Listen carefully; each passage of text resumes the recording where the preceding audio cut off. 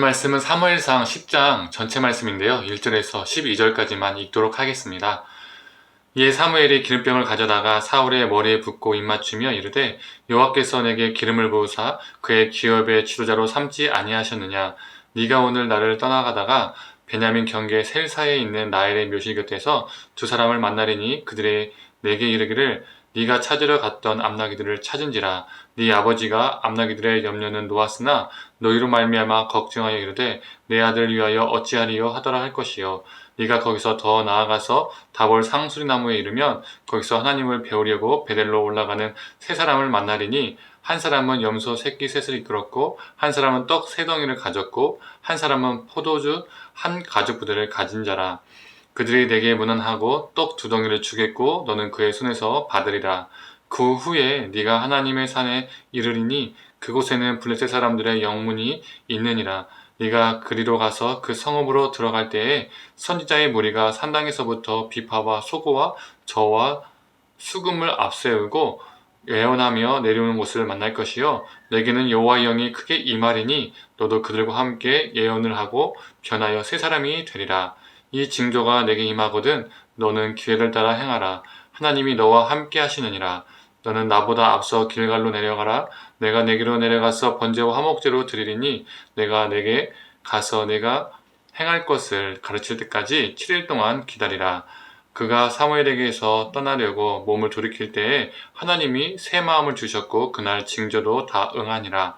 그들이 산에 이를 때 선지자의 무리가 그를 영접하고 하나님의 영이 사울에게 크게 임함으로 그가 그들 중에서 예언을 하니 전에 사울을 알던 모든 사람들이 사울이 선지자들과 함께 예언함을 보고 서로 이르되 기스의 아들에게 무슨 일이 일어났느냐. 사울도 선지자들 중에 있느냐 하고 그곳에 어떤 사람은 말하여 이르되 그들의 아버지가 누구냐 한지라. 그러므로 속담이 되어 이르되 사울도 선지자들 중에 있느냐 하더라.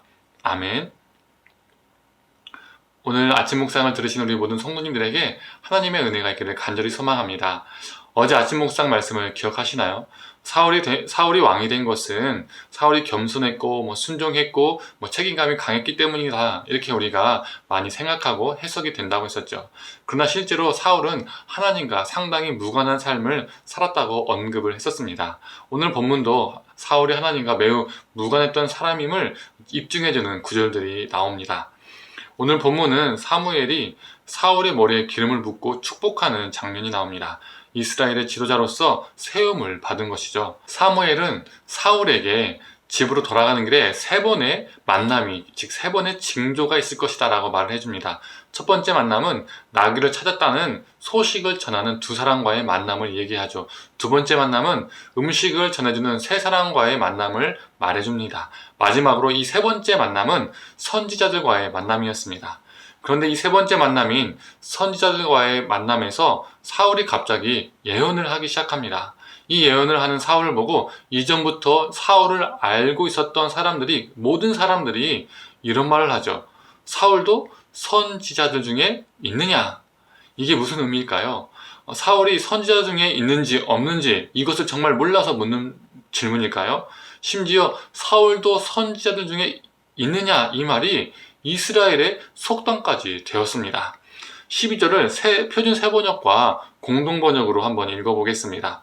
표준 세번역에 이렇게 나와 있습니다. 사울마저도 예언자가 되었는가? 공동번역에는 사울도 예언자들 중에 하나더냐? 라고 말하고 있습니다. 이게 무슨 의미를 가지고 있을까요? 사울의 일상이 선지자와의 상과는 거리가 상당히 먼 것을 대해서 조롱하는 반응입니다. 어떻게 저런 애가 선지자 중에 있느냐? 어떻게 사울 같은 애가 선지자가 되었는가? 라는 이런 말입니다. 사울이 얼마나 자신의 삶을 하나님과 무관하게 살았으면 이전부터 그를 알고 있었던 한두 사람도 아니고 모든 사람들이 사울이 예언하는 장면을 보고 상당히 충격을 받은 것이죠. 그래서 사람들의 입에서 하도 오르락 내리락 하다 보니까 속담까지 되었던 겁니다.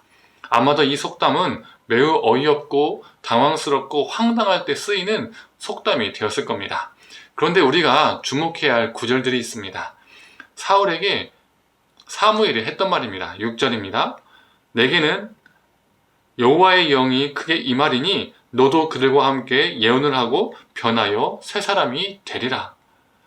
사울 향해 사무엘이 너는 새 사람이 될 것이다 라고 선포하고 있습니다. 표준 세번역에서는요, 새 사람이 될 것이다 라는 이 말은요, 이렇게 말하고 있습니다. 전혀 딴 사람으로 변할 것이다. 그런데 무엇이 임하면 전혀 딴 사람으로 변한다고 말하고 있습니까? 여호와의 영이 임하면 전혀 딴 사람, 새로운 사람으로 변할 것이다 라고 말하고 있죠. 9절 후반부입니다. 하나님이 새 마음을 주셨고 그날 그 징조도 다 응하니라.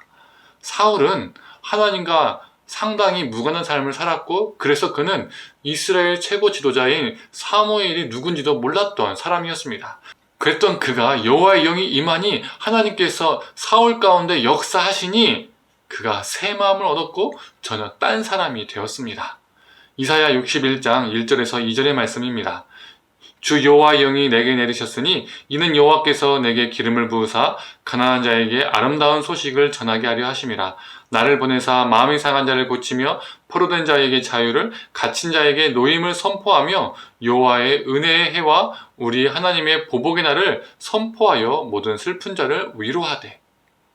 우리를 전혀 딴 사람으로 변화시키고 새로운 삶을 살게 하는 그 존재는 어떠한 유능한 사람도 어떠한 힘 있는 사람도 아닙니다. 바로 여호와의 영, 성령님이십니다.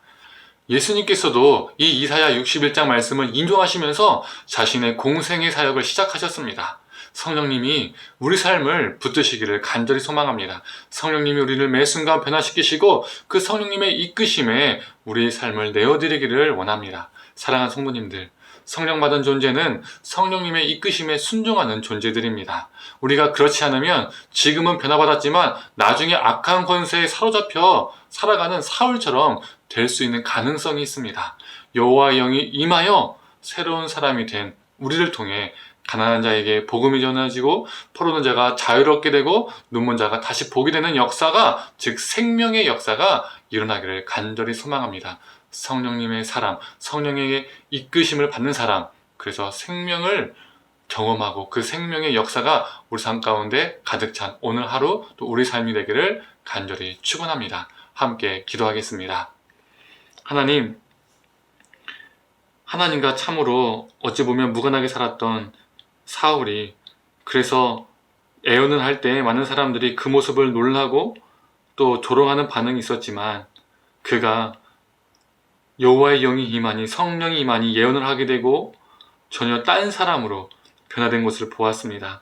하나님, 우리도 성령의 이끄심을 통해서 성령의 충만함을 받아서 매 순간마다 정말 주님 안에서 변화되어지고 전혀 딴 사람으로 매일매일 살아갈 수 있는, 매일매일 새로워지는 역사가 우리 가운데 있게 하여 주시옵소서. 여호와의 영이 임하셔서 정말 여호와의 영이 우리와 함께 하셔서 주님, 가난한 자에게 복음을, 포로된 자에게 자유함을, 눈먼 자에게 다시 보게 함을 하는 그 역사가, 그 생명의 역사가 우리 삶 가운데 넘쳐나게 하여 주시옵소서. 오늘도 그러한 하루가 되게 하여 주옵소서. 감사드리며 사랑에 많으신 예수님의 이름으로 기도드립니다. 아멘.